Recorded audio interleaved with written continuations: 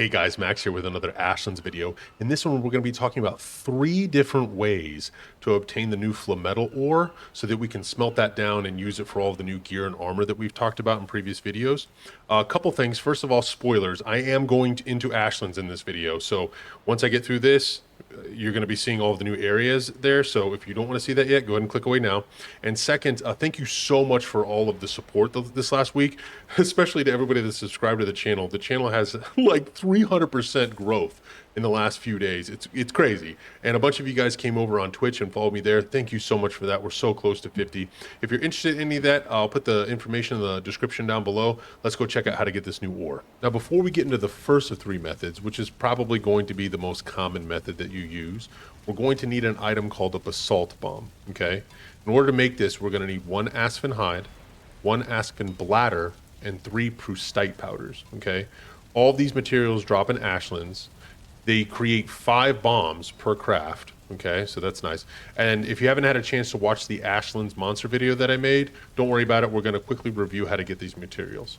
So the aspen hide and bladder drop from this guy right here. He's called Aspen. And the prustite powder drops from the lava blob. You'll see these guys jumping around out there in the Ashlands. Another way to find prustite powder are these unstable lava rocks out in the Ashlands. Do not hit these with a melee attack or a pickaxe. If you do, they will explode and do about 80 damage. They are crazy. So back up a little bit and just use 1 regular arrow shot and you'll pop it. Now it's going to blow up anything around it, like trees and rocks and things like that, so you'll get a little bit of resources on that. But it typically drops 6 to 8 of the powder, so just keep a lookout for these. Now once you've crafted your basalt bombs, come back to Ashlands and look for one of these Flametal towers, okay? They're usually in the middle of the lava pools. Sometimes they're near the edge. You can get to them pretty easily. They have this little flat base on the bottom on one side, and then the tower itself is made up of like a stone pillar that goes down the middle. And then the Flametal are like these steps that kind of wind down around it a little bit. But in order to get to the tower, we have to cross the lava. And that's what the basalt bombs are for. We just throw a basalt bomb and it creates a step. Now these steps will last 30 seconds before they sink into the lava. Okay, I've already timed it. You want to make sure you don't spend too much time on them because, you know, they're going to sink before you cross. You just throw them like this. And then you get down to this platform here, and now you can start to strategize on how to mine this ore. Now, I say strategize because a couple things happen as soon as you hit this tower with a pickaxe attack. It's not when you break up the first ore, it's the first pickaxe swing. The first thing is that enemies will start to come from all around you. I've seen skeleton warriors, archers, the twitchers, the blobs. So be ready to be under attack while you try to mine this ore. Now, I have more bad news for you. Once you hit this tower 1 time with a pickaxe, a timer starts. 30 seconds after that timer starts, this tower will sink into the lava. About 40-45 seconds after the timer starts, this thing's already halfway in it, and you're thinking, oh shit, I gotta get out of here. And that's when you need to use your basalt bombs to escape. You'll notice that the Flametal Tower has different color variations in its rock. There's green, yellow, red. As far as I could determine after testing several towers, the color does not determine the quantity. Every node that I broke on the tower gave 3 or 4 ore. I don't know if the strategy is to maybe break the ore as you climb up the tower, and then maybe when you get to the top, use your feather cape to jump off. Just keep in mind that the feather cape did have a damage modifier added in the last patch where you are very weak versus fire. It's not that the cloak will burn up or anything like that. It still works as normal. It's just it makes you very weak to fire. So while the enemies are attacking you while you're mining and you have this on, you might take a little more damage.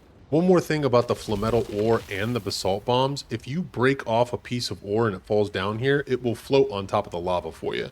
Now, if you take a basalt bomb and you throw it at the ore, it will not lift it out of the lava like that, right? What you want to do is kind of throw it right next to it like this. And then you jump on and you can pick up the ore just like that. And then you jump back to safety.